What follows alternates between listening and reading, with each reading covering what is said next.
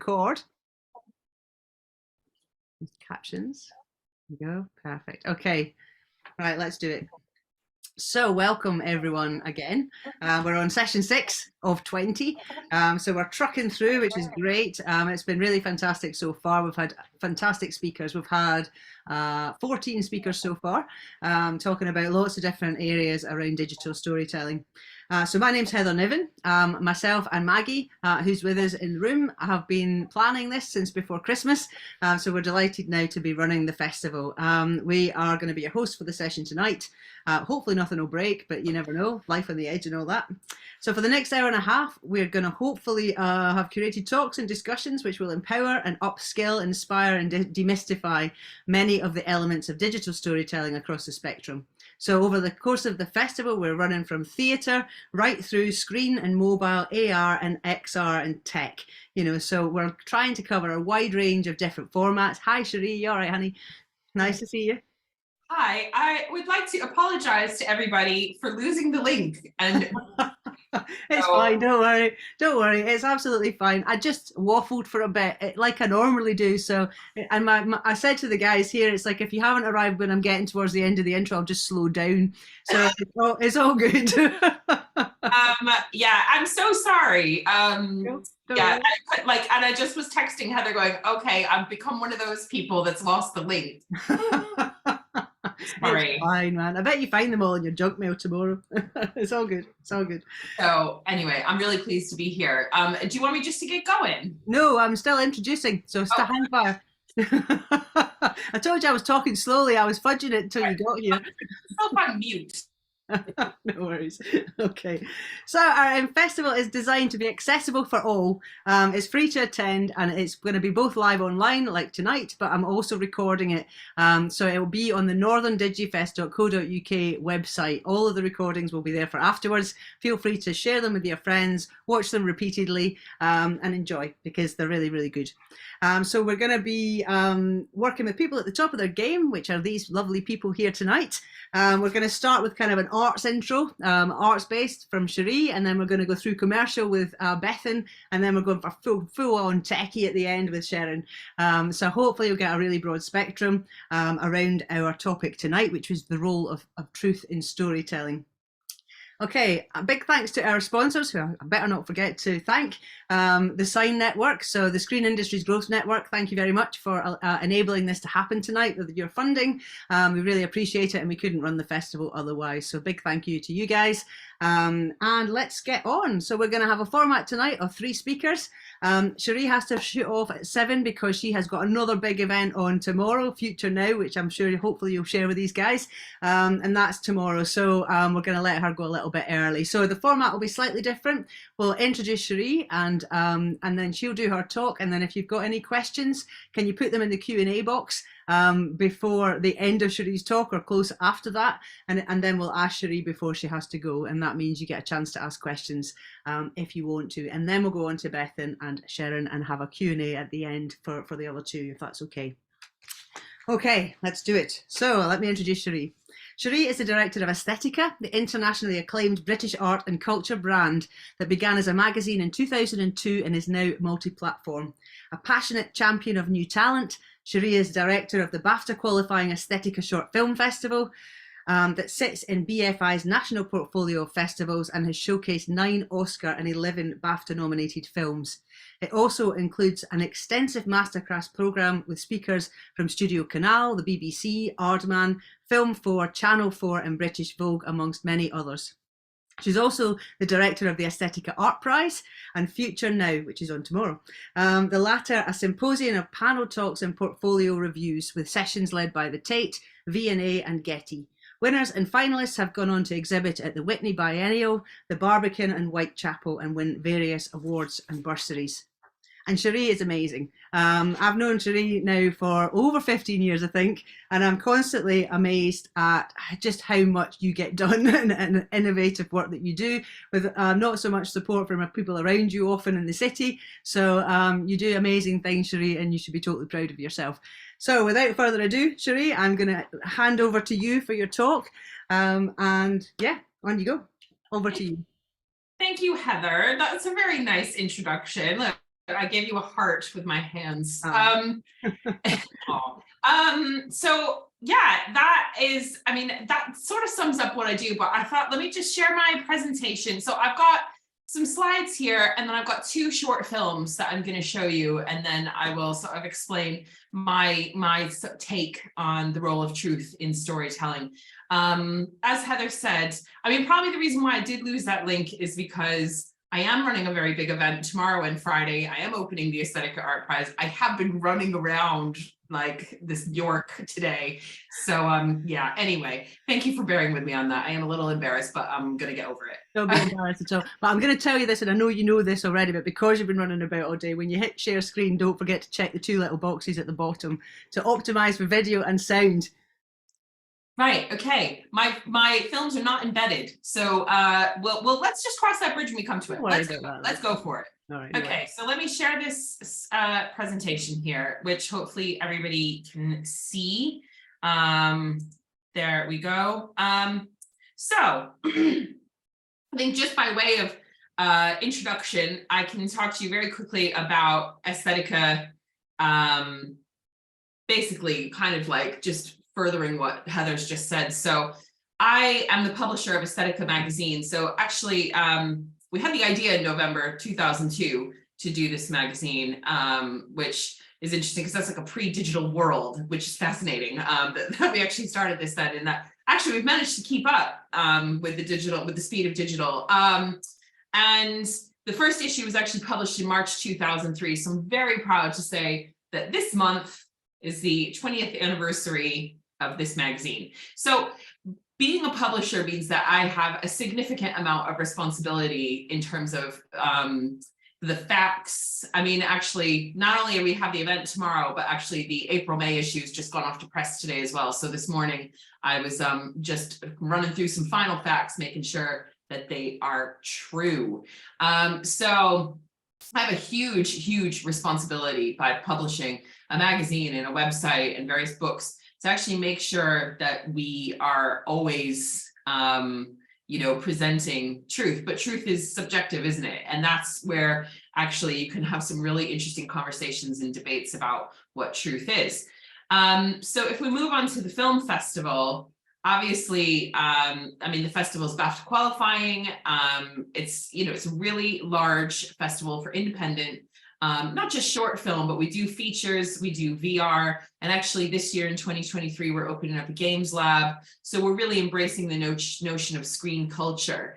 Now, really the main thing to kind of think about in terms of the festival is actually documentary. And that's something that I feel very comfortable having conversations around the responsibility of documentary and the role of truth within documentary, because actually as I'm not a documentary filmmaker or a documentary photographer, but I'm a curator.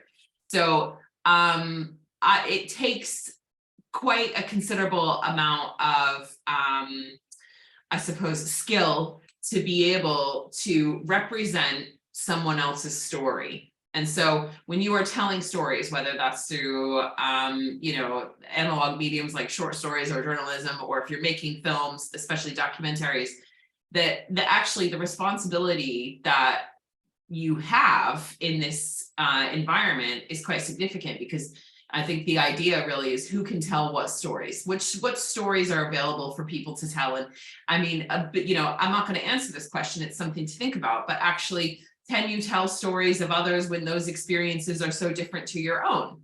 And if they are really different to your own, how do you make sure that you tell them authentically? And how do you make sure that actually the person that you are representing, you are actually presenting the truth? Because there's always truth is subjective. So my version, if you and I went to an event and we then went on to meet with Heather and tell her about said event, we would probably have 2 different versions. Everybody's going to have a different version of what is the truth. So you're walking around. I mean, memory and collective memory also are quite interesting concepts that play into the notion of truth. So what I am going to do now is I'm going to hopefully very easily and I will call on Heather for help if I struggle. And to be honest, I'm not like a technophobe or anything. So let me see if I can get this sorted out, because I want to show you a very short film. I've got 2 films that I want to show you. And one of them I think is, I've lost my Zoom thing. Hang on. Help. One of them is, where's my share? Stop share. Help. Oh, here we go.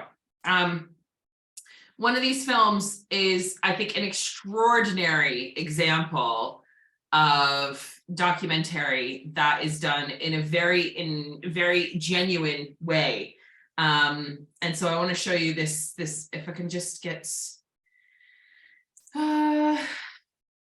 my here, optimize video and share sound. So I've done that, Heather. The only problem that I have now is that my file is not coming up. Hang on. But I am very excited to show you this film. It's just 3 minutes, but we're gonna stop share. I'm gonna try and show you again.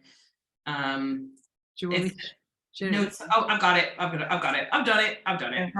Yeah. Okay, so I'm going to show you this. It's 3 minutes, 37 seconds. And this to me is an example of documentary and a very, a way of telling someone else's story. So let's watch this.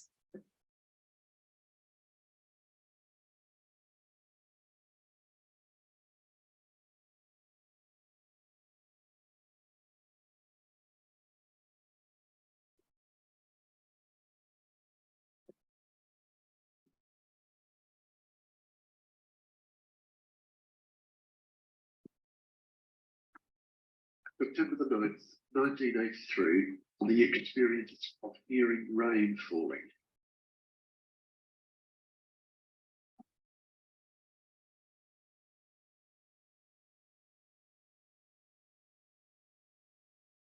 Evening, I came out of the house at 9 o'clock and it was raining.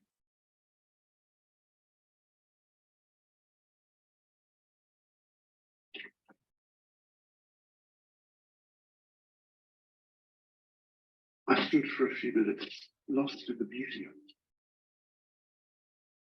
The rain brings out the contours of what's around you, in that it introduces a continuous blanket of differentiated and specialized sound, uninterrupted, which fills the whole of the audible environment.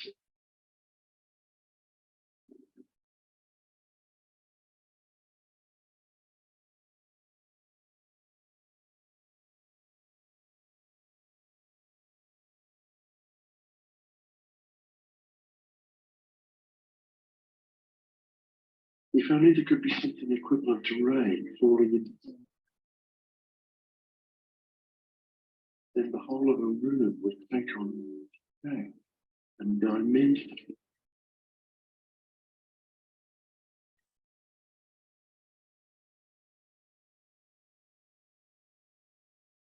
I should also say this is an experience of beauty. Instead of being isolated, cut off, preoccupied internally, you're presented with a world. You're related to a world. You are addressed.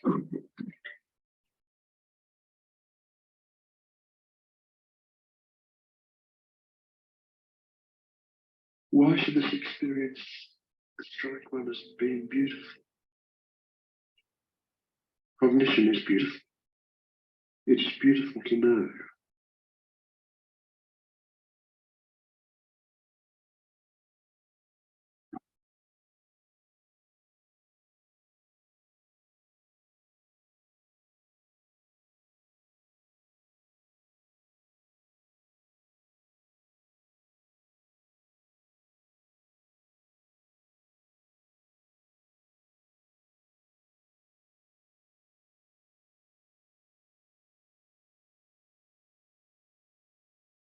Right.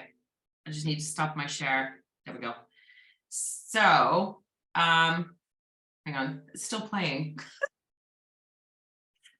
Let me just get rid of that. Are you There we go. Are you seeing me or are you seeing? I'm seeing you. Okay. All right. Thank you. So let me bring back my presentation. I'm sorry it's not a little bit more slick here, but anyway, I'm doing my best. So that is a really beautiful, that's a very short documentary, 3 minutes. It did go on to become a feature film. I think it's screened at festivals around the world. And, you know, it's the story of John Hull and how he started to lose his sight and how he made these like audio tapes on like what life was like. And actually the filmmakers, I think they just stumbled upon this man. I think they were literally out like on a walk and just met him, and he started telling them his story of how he went blind and how he recorded and how he started to understand the world in a very different way. So I feel like actually, I mean, that's a very intimate and personal story, but I wanted to show you that because that film's actually quite old now. Like that short was made in 2012. But I think it's a really sensitive and really actually charismatic and beautiful way of talking about, you know, like telling the truth by telling John Hull's story, very personal journey of becoming blind. So I feel like the conversation about, you know, I mean, there's like an ethical consideration here.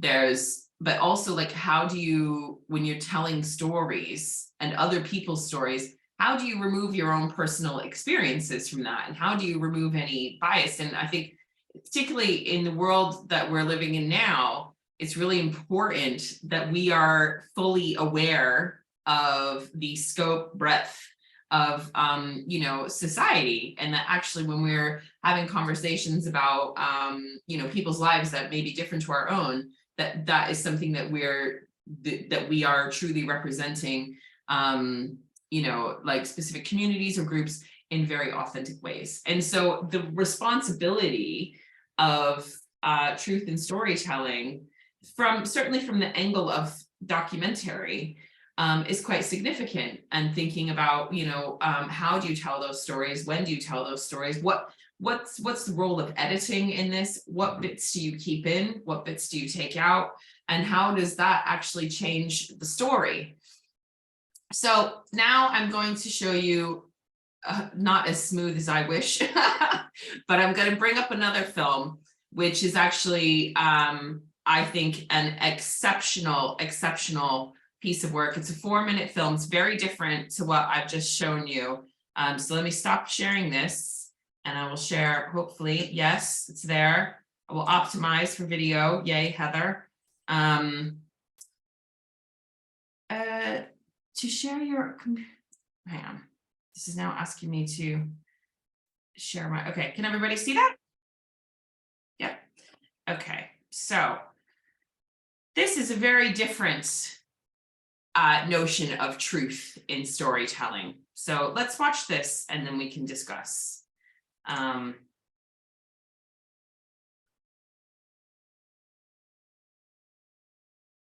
Just want to make sure that you got the audio. Now we all want a little influence in life, don't we? We all want fame, money, and power to matter in this life or the next. Truth is, you'll never achieve real influence without worshiping the gods of Silicon Valley. And Spectre be thy name.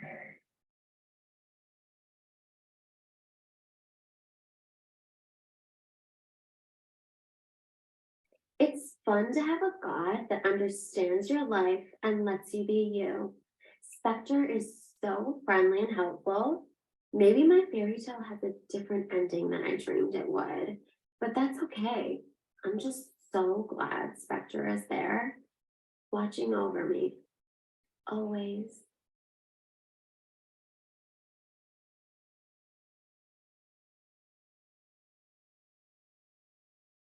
Every day now, I have this feeling of like devotion. I mean, I don't believe in all that fake stuff, but every day now I start by praying to the Dada. You got to give Spectre what it wants. And what it wants right now is everything. So I wake up early every day to worship it. I feed it with all this racism, hate, and fear. And you know what? It makes me the most powerful man in the world. And people love me for it. Can you believe it? I can, because I'm smart. And you know what? I can see the future. Spectre's coming. Believe me.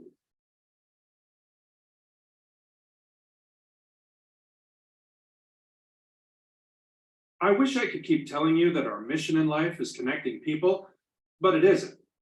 We just want to predict your future behaviors. Spectre showed me how to manipulate you into sharing intimate data about yourself and all those you love for free.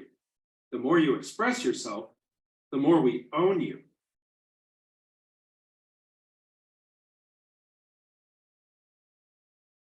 It is the new form of technique, mechanical to the extreme, divorced from human intervention and ultimately expression. The dehumanization is complete. The algorithms curate a mythological effect.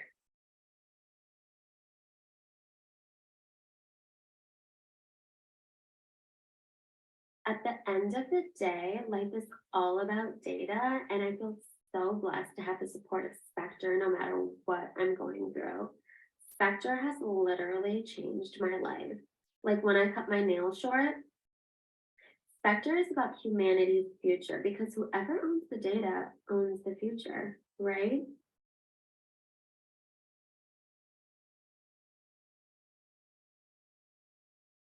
Spectre, they found this new thing, an infinite raw material they call data. And we can own it. We can predict the future, turn it straight into money. I mean, it's genius, let me tell you. Genius. And the best thing is, people give it away for free, all the time. Incredible.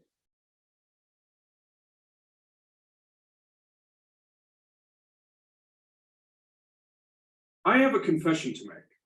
I know I keep telling you that privacy is important, but the future isn't private.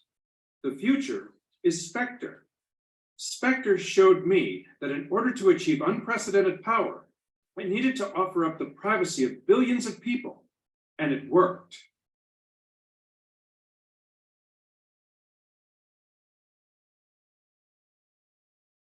Today, I'm president, not because I'm the greatest, though probably I am. But seriously, Spectre made me. It knows everything. How people think, feel, how they vote, what they say to each other in bed. They have it all. For them, democracy is easy. It's like stealing ice cream from a baby.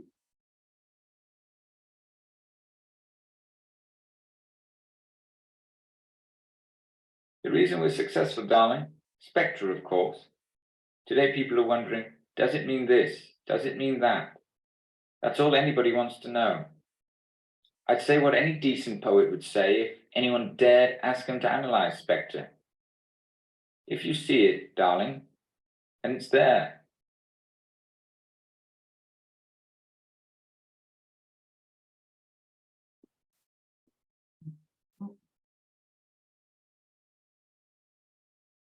Now, we all want a little influence in life, don't we?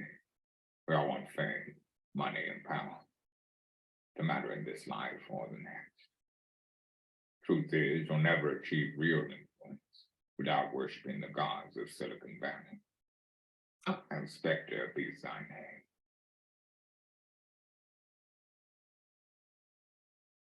Right, I'm going around again, sorry.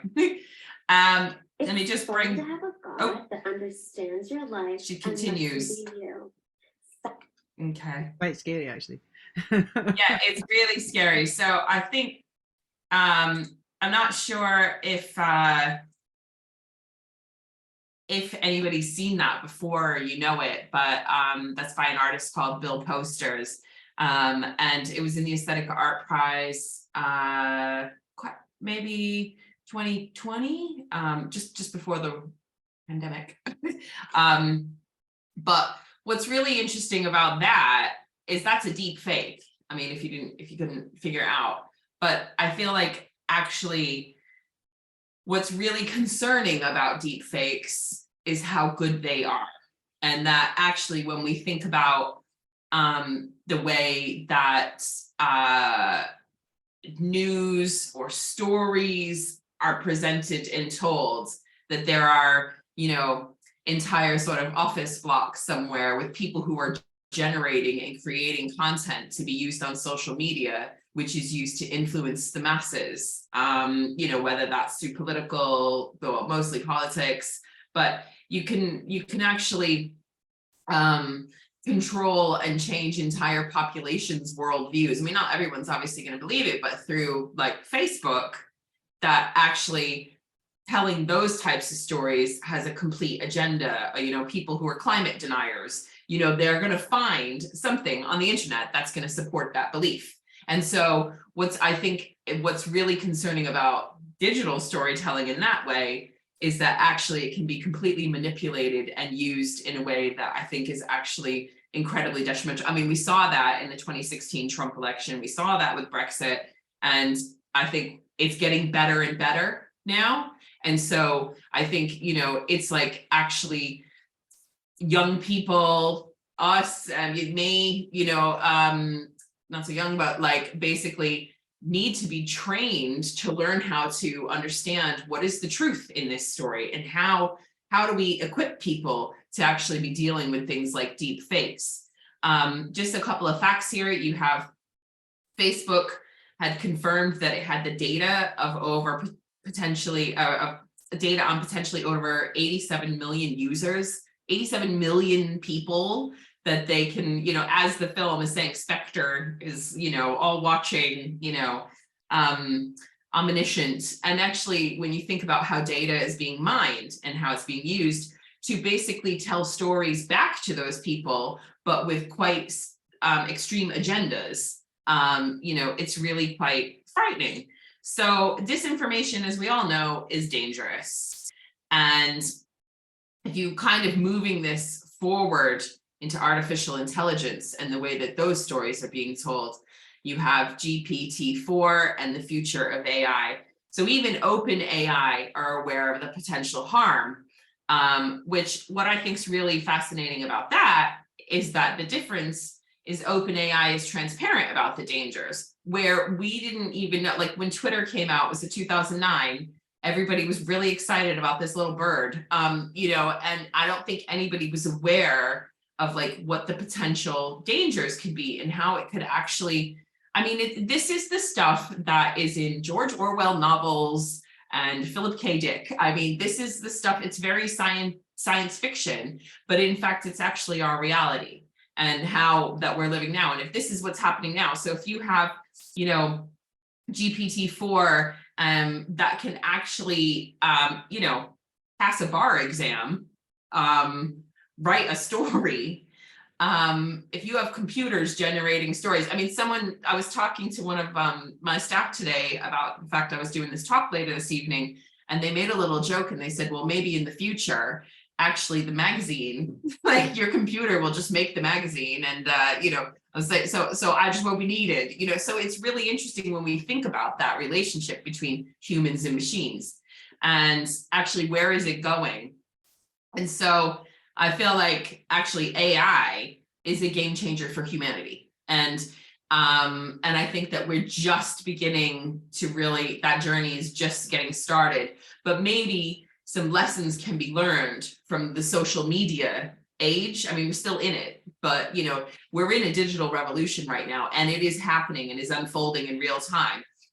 You know, if you look back at sort of like, you know, the scientific revolution or the agricultural revolution or the industrial revolution, because those have began and they've ended. And now we're in this moment of digital revolution. And so I think maybe we can learn some lessons from the past, but I think what's, you know, sort of telling about people is we never seem to learn anything, but we do have a point of reference actually looking at, you know, how data and stories have been told through social media channels to actually, you know, change elections and, you know, downfall countries and how actually the way that stories are being told and how people read and interpret them, that has changed. That is for certain. And where we go with AI, well, you know, your guess is really as good as mine. So we have to ask ourselves the question, what does the future look like? And, you know, I wish I had a crystal ball and could tell you, but it's something that's actually really worth contemplating and thinking about where we have been, where we are going, the role that stories play in that, and actually the role of truth and authenticity, and making sure that we are equipped to be able to understand that. So I believe that I've probably gone over, sorry, it was late, gone over, like the worst guest ever. So I finish on that. Thank you very much. And if there's any questions, I'd be more than happy to answer them. So thank you very much. Thank you, Cherie. That was great. Thank you. Okay, I think we've got one question from Robbie. He's asking how you define the truth, Cherie. Robbie, what kind of question is that? That's really hard. How do I define the truth? It's very, okay, so you have a fact, all right? So something that has a date, a time, a place, it happens. So that kind of truth, I think, is easy to research and easy to investigate. It's say a historical point of reference. XYZ did happen. But then how do you define the truth of stories and things that are told, and sort of it's, I mean, I'm sort of a stump here. You've really landed me with actually quite a heavy question that I'm gonna have to like contemplate and think about, because I don't know, I think as humans we are deciding the truth all the time. We are making subconscious decisions about what we believe and what we don't believe literally all of the time. It's kind of crazy because my mother-in-law said to me, oh, there's this research that's happened saying that humans were around before the dinosaurs. And I was like, what? Where have you heard this? No. And then I saw the trailer for that movie 65 that's coming out. I'm like, okay, so like, that has been merged into the truth. And so things like that are quite dangerous, because actually, someone is sort of walking around and saying, okay, well, humans were on the planet, and that debunks like the theory of evolution and all sorts of things that humanity has gone through to get to the point where we are today. And so actually you have to think about how those stories are told, how the truth is represented. And I feel like, there could be a process to work it out, but in many senses, I guess it's looking at historical, factual data and then making a decision from there. Mm-hmm. Now, Robbie's on fire tonight. I think he must have had loads of coffee before he started. I'm not going to ask all the questions because you'll feel as if you're being interrogated. But there is one here. He's asking, is there anything AI cannot fake, in your opinion? And you can open that up to everyone if you want to. Well, I will open that up to everyone, but I will sort of have a stab at that. I mean, AI is very good right now, but I think it's probably due to it. I think, very quickly, probably within the next 5 years, the concept of, like the plot line of humans, I wouldn't be surprised if that's playing out in real life, which actually does make me nervous and concerned, because actually there's so much beauty in humanity.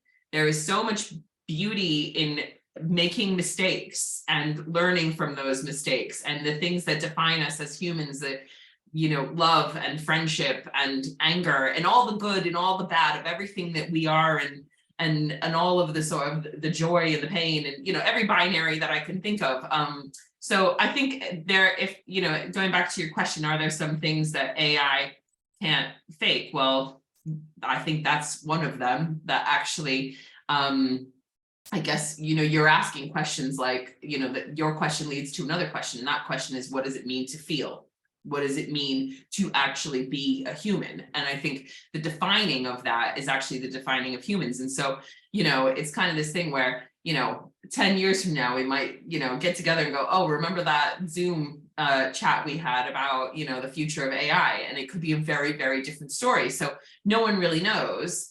But I do feel that there are some fundamental things that could never be replicated, such as, friendship, or you see your best friend that you haven't seen in 5 years and you give that person a hug. Well, that's real, and so yeah, I will also extend that question to the people in the room. What do you reckon, Beth? Yeah, I mean, my talk kind of touches on this, so maybe I'll kind of wait and won't give away the game early because then I have nothing to talk about. Okay, no worries. Do you want me to contribute, Heather? If you want to, Sherin, yeah, please do. Okay. I'm going to use one example, which is the AI that we're talking about today. It's quite mature, as you said, Cherie. I would say maturity of a teenager. But if you were to look back a couple of years ago, the maturity was probably a 4 or 5-year-old child's maturity.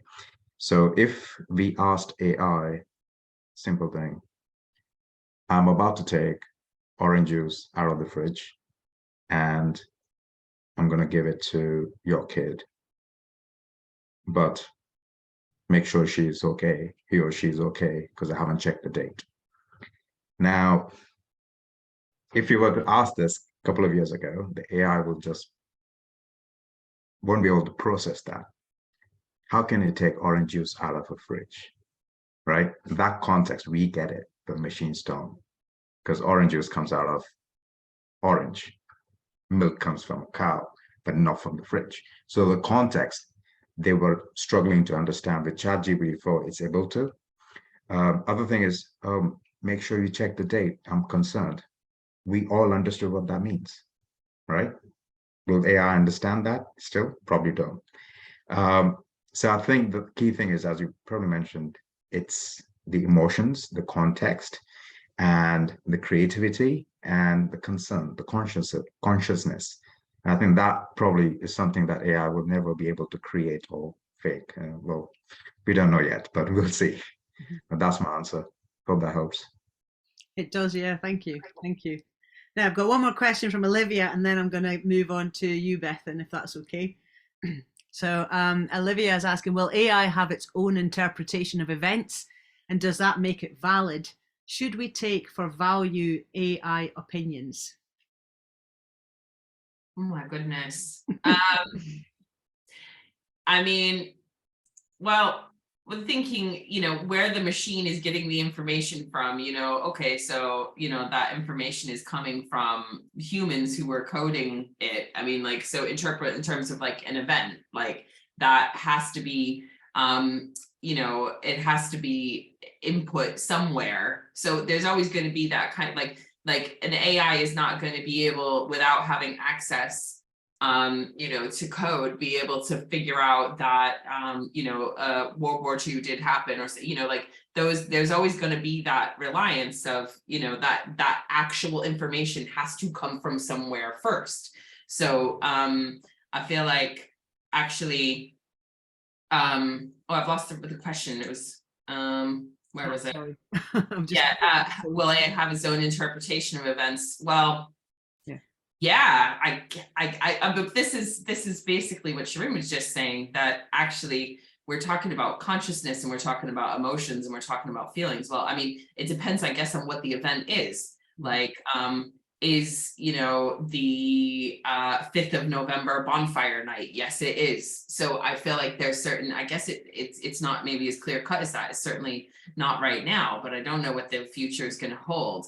So I think it's like, maybe it's more about events that are like, the king's coronation day is on the 8th of May. That is something that is factual, that is actually going to happen. But actually, in terms of like events that have more subjectivity attached to it, at this point in time, the AI probably wouldn't be able to understand that. But again, Sherin is probably more of an AI expert. I'm more of a storyteller than an AI expert. So it's important to remember that about me, that I'm still learning just as much as everybody else is about that. And so, yeah, hopefully that answers your question. That's great. Thank you, Cherie. Okay, I'm going to move on now to Bethan, if that's all right. Thank you very much, Cherie, for that, and I appreciate that you have got a leg at some point. So if I don't see you before, if we're halfway through a talk, then absolute best of luck for tomorrow night. I hope your event goes really, really well, and I'm sure it will. And thank you very much for your contributions tonight. I really do appreciate you coming with so much else on your plate. So thank you for that. Well, thank you, Heather, and thank you, everybody. And yeah, I will actually be sticking around for just a little while because I haven't got a shoot just yet. So I will hope to be able to learn from everyone else. And thank you very much for the opportunity. Thank No you. worries. No worries. That was Thank great. you. Enjoyed your talk, kid. Thank too. you. Okay, right, Bethan, you're up. So, Bethan is a senior marketeer responsible for developing and implementing marketing and digital product strategies in highly competitive B2B technology environments. Bethan has taken on companies like Google and AWS through innovative positioning, customer-centric messaging, and delivering campaigns with a test and learn mentality. At a strategic level, she has created marketing departments and teams from scratch, built out full go-to-market strategies, and advised at board level. Alongside her work, Bethan enjoys contributing to the industry and wider community, which is true. You are usually at most tech events, women in tech events. You're talking everywhere. It's amazing. And she's also a regular speaker about marketing and technology at international conferences, including GitLab Commit San Francisco, Digital Marketing Europe, Brighton SEO, and Turing Fest. So tonight, Bethan is going to be discussing the pros and cons of AI in the workplace. Over to you, Bethan. Perfect. So thank you so much for that introduction, Heather. I will share my screen because I have a little presentation. So hopefully that's come through for everyone. So I'm a managing partner also of Open Velocity. We're a marketing strategy consultancy, blah, blah, blah. That's boring. You're not here to hear about me. But one interesting fact about me, and this will help this talk make a bit of sense. I studied history at university, late medieval history, specialized in the late medieval agrarian economy of 14th century England, which is very specific and doesn't really set you up well for a career in anything. But I did study the Black Death. So when the pandemic came around, I was like, yes, this is finally my degree is coming in handy. And yeah, there's another talk in the parallels between the post-Black Death economy and what we're facing now. So as a marketeer, I think I'm a kind of practical user of AI and generative AI and a lot of the kind of technologies we're talking about tonight. And so I'm always kind of very interested in the kind of headlines around the tech, because I see the kind of great potential in it. But obviously there's a lot of kind of concern, and rightly so, around specifically ChatGPT, which is OpenAI's kind of product, and GPT-4, which is the latest kind of iteration of the model. But we've also got other kind of people entering the fray. You've got Bing's product, which is based on OpenAI, which I was playing around with earlier. Which is interesting, not quite as good as ChatGPT-4 in my opinion, but there we are. And Google's also entering the foray as well. And obviously, you know, we're seeing headlines like this at the moment, and this kind of issue of hallucination. So, you know, if you insert some prompts into ChatGPT or most of the AI products, you know, it will make up information. It will make up misinformation, because essentially it's trying to return you an answer. And if that means it's got to make some stuff up, it will do that to return you, the user, an answer and fulfill the prompt. But for me, you know, we've kind of been here before. So, you know, as I said, medieval history. So bear with me a second. You know, misinformation, especially within the context of storytelling, is a solid part of kind of human history and the human narrative. So, for example, you know, the Sword in the Stone, King Arthur, potentially was a historical person, but definitely Sword in the Stone, magic, Merlin, all of that stuff. You know, that's a narrative, a fake narrative, a narrative of misinformation we have made up and we've perpetuated through modern day media. You know, it's from the kind of 5th or 6th century onwards, that myth has perpetuated our kind of world. And does it make it any kind of less true in the sense of it makes up our kind of cultural identity? I think that's a really interesting question.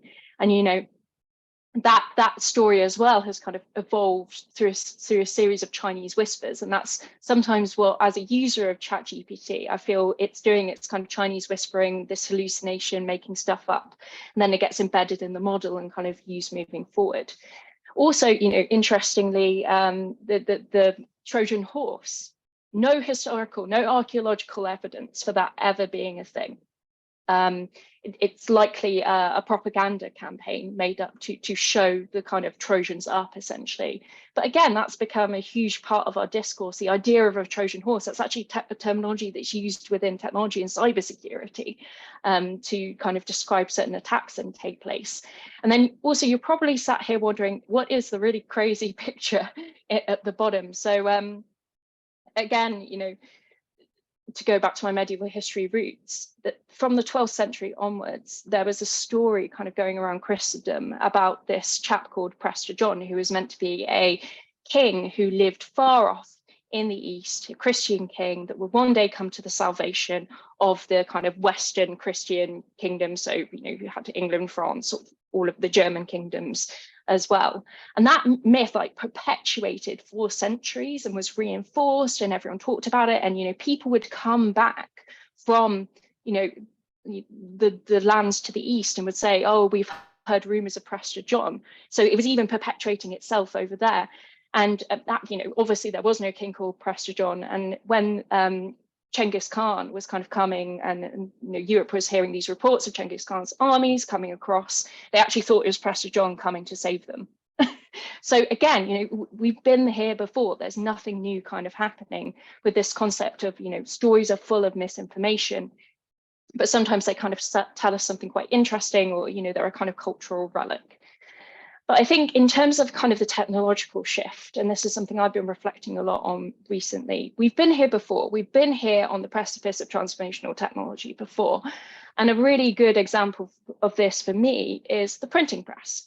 So you can imagine the world before the printing press, the distribution of information was extremely slow. There was a monopoly of it in the sense that often kind of monkish communities had the monopoly on producing, disseminating information. It was very religiously controlled as well. It was also actually controlled by the state. So the original kind of concept of copyright, your right to produce copies of something, you actually had to have a essentially kind of approval from the head of the state, the king or the queen, to produce copies of something as a printer.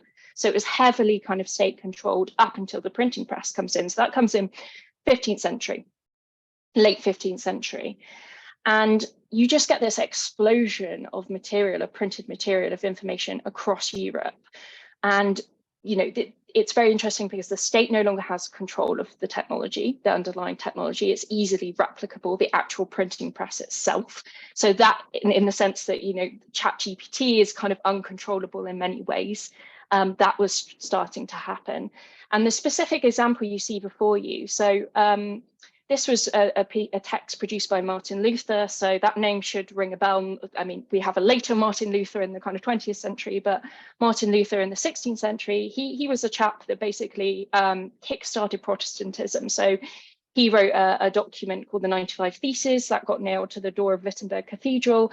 And essentially that was the kind of call to arms that allowed kind of Protestantism to exist and spread, and it turned into Calvinism, blah, blah, blah. I won't give you a lecture on Protestantism because it's a very dry subject. But anyway, so he produced this text that fundamentally changed, and it was distributed through the printing press as well, fundamentally changed the social political structure of the world we live in, that impacted us in this amazingly fundamental way. You know, you could link Protestantism all the way through to a lot of the rights and freedoms that we enjoy today. Yet he also produced a text that is shown here, and it's basically on the title of the text is On the Jews and Their Lies. So he produced this text that essentially was extremely anti-Semitic. Again, it got replicated, it got produced, it got disseminated through the printing press, and actually formed the basis for a lot of Nazi rhetoric later on in the kind of 20th century. So these technologies have this amazing power to be both transformational and destructive at the same time. And I think the real challenge we're actually grappling with at the moment is that the state can't fundamentally control them. They're produced by private entities. This is one of, you know, I kind of joked at the beginning, if people were kind of here listening to the beginning of the talk about, you know, late stage neoliberal capitalism has a lot to answer for. You know, it kind of does, because basically things that make money, things that produce kind of capital benefits to people will exist, will get perpetuated. And I think we're seeing a lot of governments kind of grapple with how do you regulate AI? And I'm sure, you know, we've probably got from Sherin a quite interesting discussion around the ethics of it.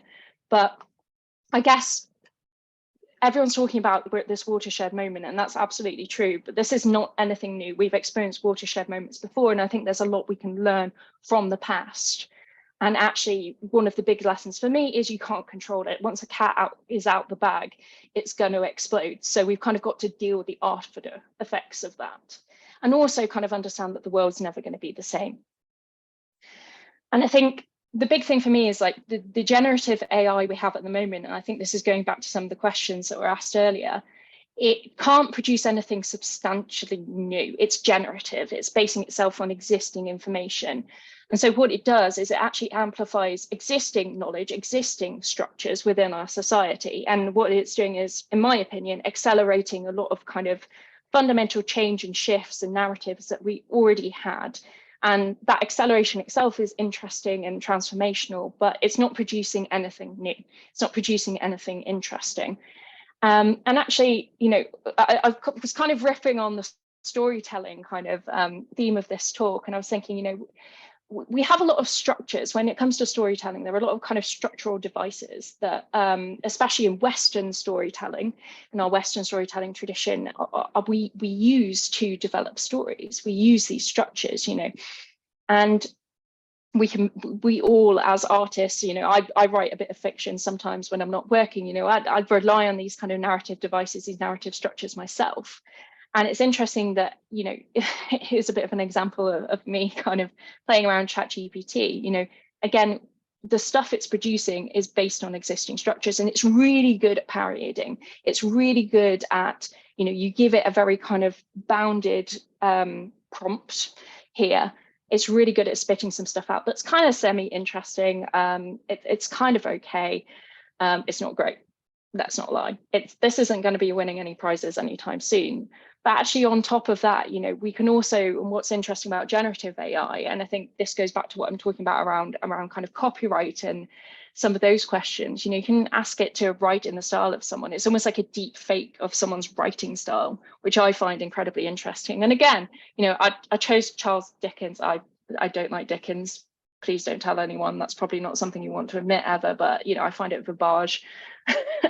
And I don't need 3 pages to hear about the description of someone's door, thank you. But again, like, it's a really good pastiche, and it's kind of okay, and that's quite funny, and it's kind of interesting in of itself. But I think the real, like, for me, in what I do, the real risk, and I'm being a little bit kind of provocative in saying this, is laziness. So, you know, I work in a field where content is a huge part of the production, the output of marketing, and being able to go into something and say, hey, write me a blog post in the style of so-and-so, Seth Godin, who's a really famous marketeer, on the biggest marketing challenges people will face in 2023. And within seconds, I will get an output that is decent. It's not great, not going to win any prizes, but it's decent. And I think there is a real risk that we're all going to rely on this technology because it does just enough of a good job. And actually, we're going to end up really, really lazy. And already within the kind of marketing sphere, there's a lot of discussion within kind of senior marketers around what do we do when, you know, our kind of juniors are growing up and being trained in a world where this technology exists, and they don't actually have to do any heavy lifting. They don't actually have to conceptually inspect something. They can just type a prompt in and they can get an output, and they can use that output. And it also, because it's generative and it's based on existing structures, does that mean we're never going to have any new structures enter into the world, any new devices, any new ways of kind of writing, any new writing styles, because everyone's going to be reductive and going back to this technology? So that, for me, yeah, is frankly the real risk. It is this kind of laziness and this kind of death of innovation and imagination. And it's really, again, the other interesting thing is, as someone who has both used ChatGPT quite a lot and also works in a field where I come across the output a lot, you can tell it has these kind of, especially the earlier model 3.5, it really has kind of tells within the way it structures words, within the sentence structure, where you're like, ChatGPT wrote this, didn't it? And so it's almost, again, it's this kind of laziness where you're kind of like, why have you given me this crap? I can immediately tell what it is. ChatGPT 4 is a little bit better, I'm not going to lie. And I think, again, I'm kind of reflecting on this in my own field, but what does this mean for marketing when we have this kind of instant gratification technology that amplifies misinformation, and also, on the other hand, can make you incredibly quick and incredibly fast. And actually one of the big use cases in my job, I'm not using it to write end content, I'm using it almost as like a research assistant and someone to bounce ideas off. So, you know, I'm saying, tell me about this, you know, the prompt would be like, tell me about this thing. Okay, like change the structure a little bit like this, you know, I'll use it for kind of content frameworks, not the full writing. And that's quite interesting because it's accelerating my workflow, but I wouldn't ever use it to produce an end result. And I think just this as an aside, because it came up on another talk I was doing, I'd also be really careful about the inputs you are putting into these systems, because you are giving them the training data essentially of the future. And actually companies like Amazon have had to tell their internal staff in a memo saying, don't leak company IP or secrets to OpenAI because we don't understand how it's using it. And actually people were finding, because you can use ChatGPT-4 is really good at code, and actually that's another use case I've used it for, and to debug my awful development skills. But you know, people were finding that Amazon's code was actually being returned to them. And that's really interesting as well. So be really careful about what you put in, and also be quite, you know, careful about what you get out as well. And I think another kind of thing in the marketing world is you're seeing kind of entities like Google who are both producing AI models or systems or interfaces for people to use, but they're also having to think about, what do we do in a world where the cost of content production is virtually nil? You know, you can, again, press a button, get an output, it's okay, it's not great. And it might also have misinformation in it. What do you do about that? So you're seeing kind of in the last couple of months, Google have come out with their new quality rater guidelines, which are the guidelines they use to basically tell you, this is how we're assessing content on the web, and this is how we decide whether a website or a page on a website ranks or doesn't rank. And they introduced a new E. So they used to have EAT, which was, I always get this the wrong way around, which was expertise, authority, and trust. That was the old version. And they introduced a new E, which is experience. Because what is the one thing that AI can't have? And we touched on this kind of earlier. It can't have real world experience of anything. It can't have touched it. It can't have tasted it. It can't have, you know, felt it.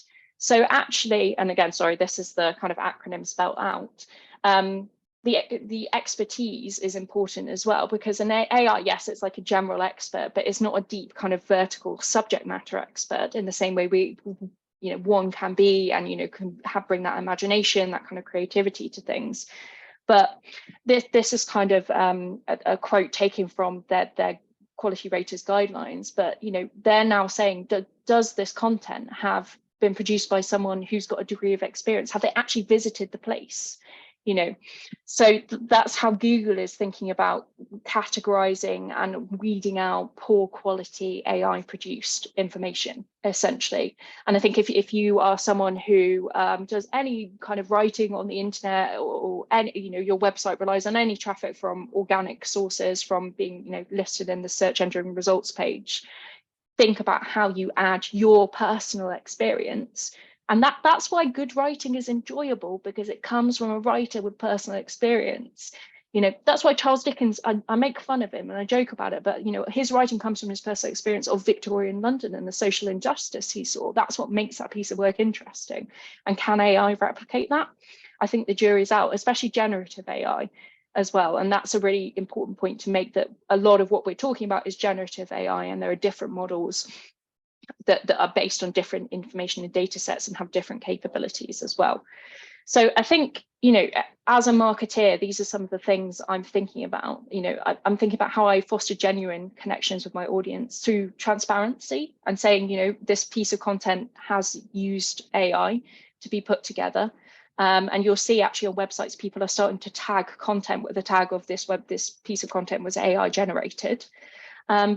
It's often not very good or not very interesting, but also that kind of relatability. How do you bring your personal experience to your writing, and how do you stay kind of true to your unique voice and your values as well? And yes, like this whole kind of misinformation and fact checking thing, this should have been happening anyway. It amplifies misinformation, but that was already an issue we had before. And I think that goes back to kind of some of the points in the first talk. We've experienced this for a while with social media. My argument is we've been experiencing this for, you know, as long as human history has been in place. So that's my kind of whip around, almost kind of thoughts in my brain on how AI is both situated in a historical context, but also within the context of my kind of daily work. So thank you. That was excellent. Thank you, Bethan. Really interesting. I'm learning so much in this festival. It's great. You know, it's like if you're ever needing to like learn about a subject, just put on a festival around it, and you'll get all these amazing speakers telling you all the answers, which is fabulous. It's better than AI. It's great. Okay, I'm going to move swiftly on because I'm just conscious of time, and I want some time at the end for questions. So I'm going to introduce Sherin, sorry, and then we will have a bit of a chat at the end if that's okay. Right then, so Sherin Mathew is an AI leader and ethicist, a founder and serial entrepreneur with a deep-rooted passion for AI strategy and intellectual privacy. As a former IBM AI lead at Global Business Services UK, his speciality is transforming businesses into cognitive enterprises.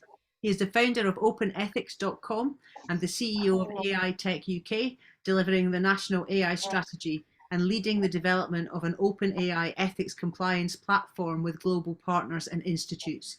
He is also the Chief AI Advisor for SMEs and deep tech startups looking to scale with cutting edge solutions.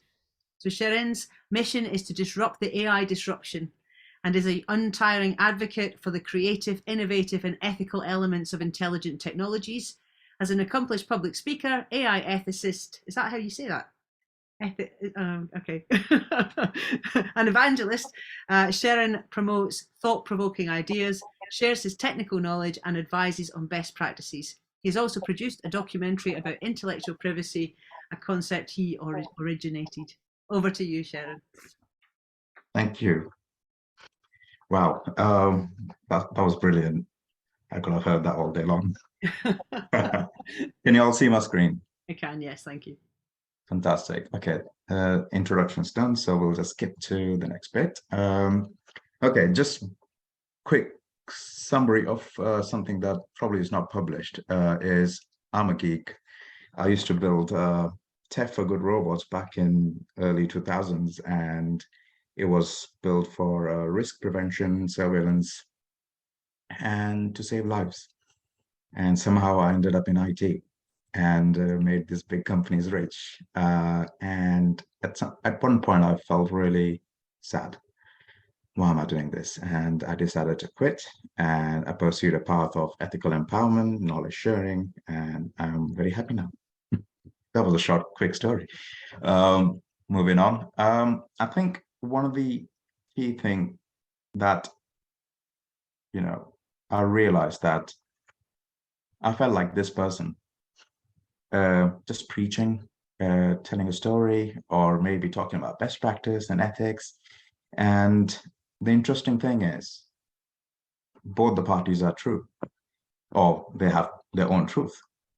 And if the other person, the one who's trying to make a change, succeeds, he or she is treated as either Messiah or Greta or Trump or Kardashians, because they are driving the change. And now the interesting thing is technology today, or AI in this case, is the new software. I call it software 2.0. It's there in every industry and it's impacting each and every one of us. And how do we sort of keep up with the change? And how do we do this change with truth and honesty and ethics in mind? So we probably heard a lot about, the possibilities of what we can do with AI from a generative AI point of view.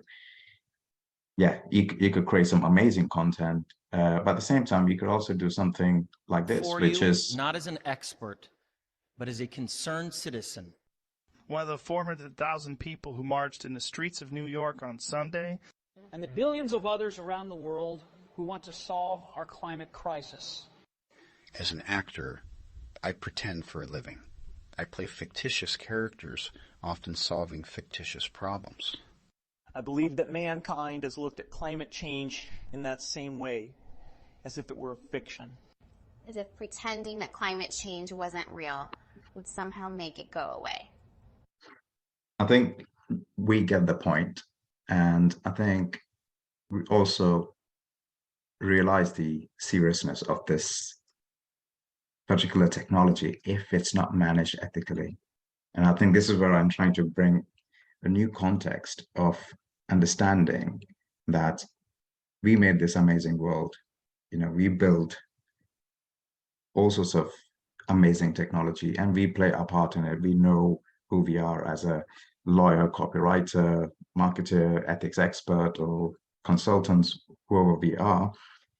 We have always pushed these boundaries of knowledge that we have acquired over the years, and which means our awareness is limitless. We, as an expert, we know what we do. We also know what the rest of the world is doing. And as we continuously push this boundary of awareness, our knowledge, and we take intelligent actions. And when this circle continues, we're constantly learning and becoming intelligent. And there's truth in that process, which is intelligence in one way is the truth, and the truth that you know is one way, the intelligence. And as you share this, it becomes information for others, and the possibilities are limitless. So if you look back in time, we wouldn't have thought we will have cars, mobile phones, Wi-Fi, or quantum technology. You know, we're talking 50, 100 plus years. So there's a whole host of, you know, accepting the change and also trying to manage the change in a positive way. So we're constantly pushing the boundaries that we are not even aware of. And what happens when we push these boundaries? One thing is our knowledge grows, and we create something also known as the disruption. So the interesting thing about disruption is, the reason it's called disruption is we were there first. Our knowledge and our boundaries, the way we did a certain thing was there first. For example, farming in principle is exactly the same everywhere in the world. Driving is exactly the same everywhere in the world. Healthcare, doing a surgery, for example, is the same everywhere in the world. So when someone disrupts this digitally or with AI, it causes global disruption. So disruption is someone trying to change that boundary of what we know from an intelligence point of view. So the interesting concept of truth for me is understanding that we have the right to intelligence, and intelligence is what makes us valued. It gives us an identity. If we as a human being did not know how to write, how to draw, or how to ride a bike or drive a car, AI will know any of that. So I think there is a huge responsibility for us to really think about, you know, the intellectual freedom and the investment that we've already done, and we got the residential rights of this awareness as we speak, and to protect to a certain extent our boundaries of intelligence. The challenge is intelligence is invisible. So if you need to think what happens in physical world if these boundaries are broken, let me give you a quick example. Colonization is a good example of when boundaries and rules are broken and you use innovation in the wrong way. So you got one side of this picture where there is innovation, and one side there's happiness, right? So the innovative side is they got compass, they got ships, they got gunpowder, they got armor, they're literate, they know how to trade, they know how to count currency and sell stuff. Other side, they just don't know any of that. And you can see what happens, right? Now, let's look into Industrial Revolution, for example. Oops, can you see my screen still? Yeah, Industrial Revolution. Industrial Revolution took its own shape, replaced mechanical and manual jobs with machines. And as a byproduct of that, we saw child labor, women, pregnant ladies working in the factory without break for hours. Kids were losing limbs, they were deformed, dying, they were working near the furnace, and there were no protection or labor act or law, child protection law or any humanity as such, or any labor rights. So all of this was afterthought, and it took decades. Okay, and the annoying part is this was visible. We could see these deformities. We could see these impact of industrial revolution physically in front of our eyes. But what we're facing today is, and we don't even know, that there are deformities happening in digital realm, invisible, and at intellectual level. Okay, and this is where the truth comes into play. Let me play this video. We are now for you. entering a new age of robotics, artificial intelligence, and augmented technology, an intelligence revolution. Are we really ready for these advanced intelligence systems? And developments in artificial intelligence are affecting texture of our everyday life. Any moment, your intelligence could be completely digitalized for commercial benefits. I've worked in this profession for 10 years, and if it was to come and take that away... It can be kind of scary, and it defeats the whole point of being a human. Loss of our intelligence could be a global threat. We'll explore whether there is a better way, which could reshape the world for the good of all. A way of thinking, which is being kept from view for the benefit of a select few. The secret of our public intelligence.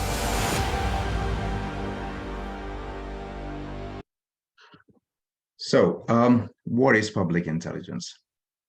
So, as I said, in principle, accountants, drivers, doctors, teachers, copywriters, bread makers to farmers, they all do pretty much something that they have acquired and become an expert in certain areas. So this is an example of public intelligence. Now, when someone tries to curate this intelligence and starts commercializing it, to give you some example, Google did exactly the same thing. Facebook did exactly the same thing with our behavior. So our behavior was almost colonized by billions of users and then used to create ads. Now, if this continues at scale, now Tesla's doing the same thing with driving. So our driving data is being curated, and that's being used as a subscription model to create self-driving capability. So what we have to factor here is this idea of public intelligence, where we are losing an element of intelligence that we have worked hard to create or own or create our life around it. And that's now been transferred into machines. So there's an element of accountability that comes into play. I'm conscious of time, so I'm gonna quickly move to a few other things. But if you're interested in learning a bit more about what it means as a concept, there's a full documentary film that I published.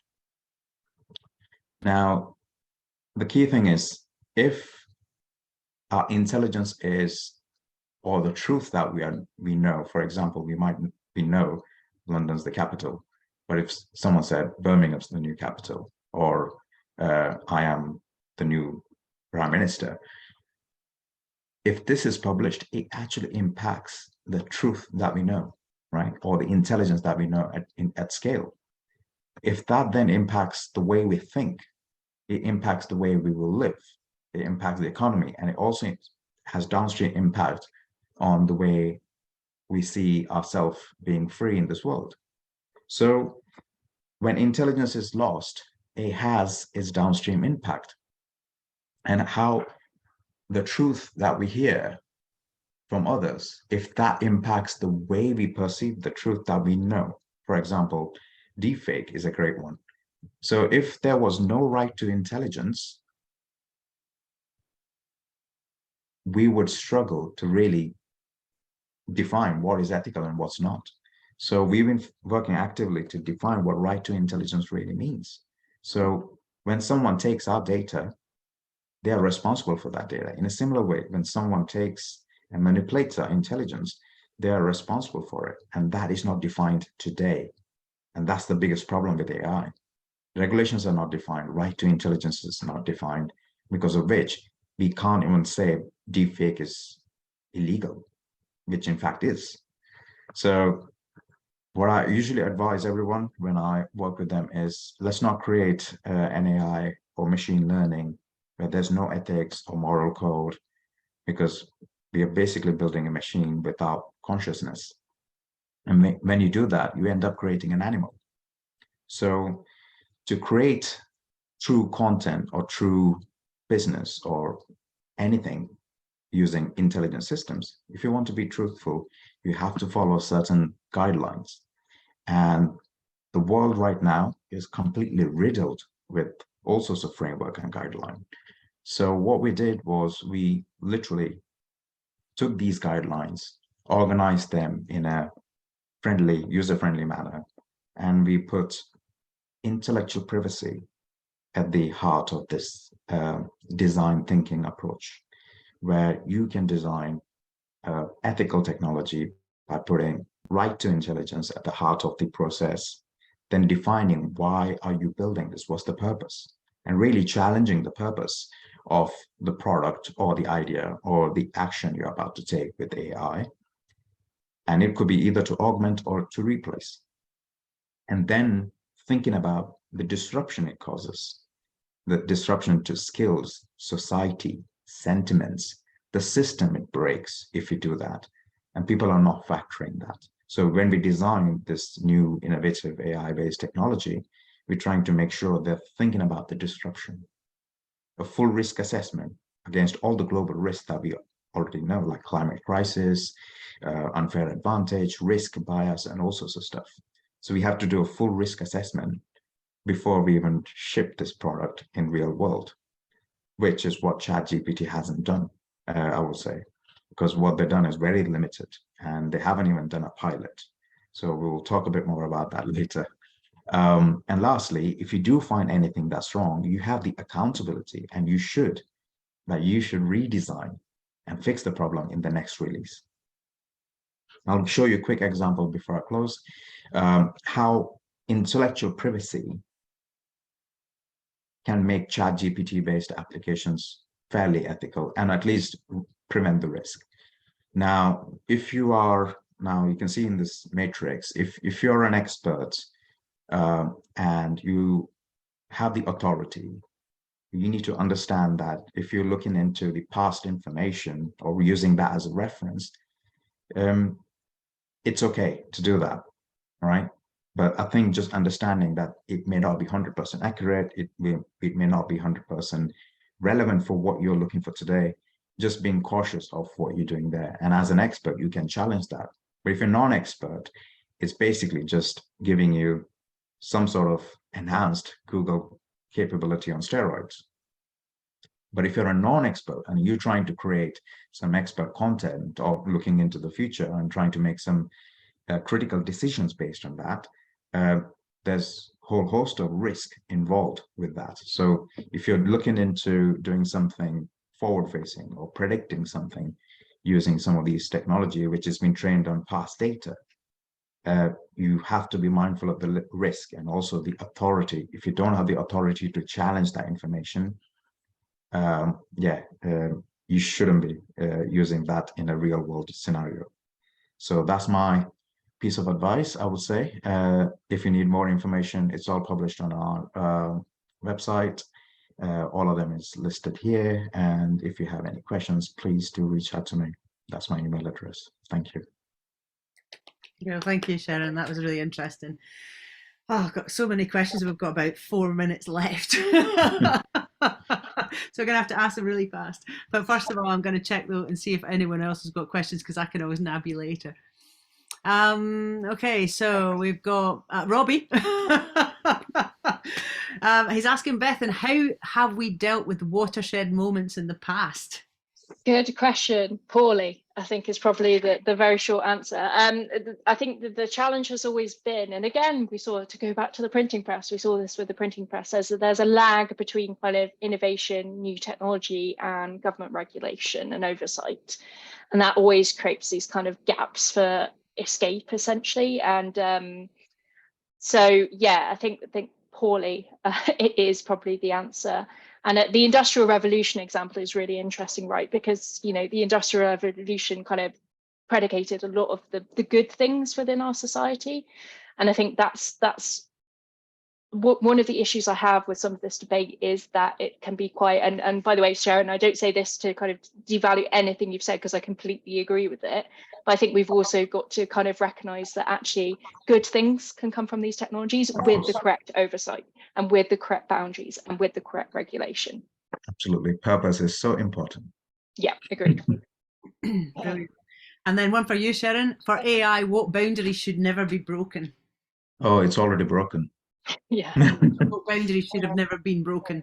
One boundary that shouldn't be broken was ChatGPT-4 is a multi-model AI. Now, the biggest, this should have been a law in Asimov's law, that if you're creating one super AI, well, super narrow AI, and another super narrow AI, if you connect them, you need the authority to connect it. And I think what they've done is they made the vision, the language, and some of the model, they're all connected into each other. Now, let's put it this way. To explain multimodal in a layman's term, it's like having the best lawyer in the world, the best rock copywriter in the world, the best preacher in the world, all connected to each other at the same time, the best scholar behind the scene in that domain. So it's just you creating something absolutely dangerous when you go into multimodal territory. And that's already happened. Now, in real world, that doesn't exist. Now, you just made something that's superhuman. And I think the thing for me as well is, like, if we're using a research tool, you know, it was designed as a research tool, and then millions, tens of millions of people across the world are now hooking into this tool that is still like you say, it never even was released even really as a beta at all. And suddenly, you know, we're making a lot of decisions on something completely untested, and then everyone gets really frustrated when it breaks as well. Oh yeah. And I think this is my frustration that ChatGPT-4 has not gone through a full product life cycle, and it's so fast that it's disruptive even for experts to keep up. So the speed and scale of change is extremely unsustainable. It hasn't gone through a pilot. It hasn't even factored expert stakeholders, regulators, or lawyers, which just straight away gone to 100 millions of users.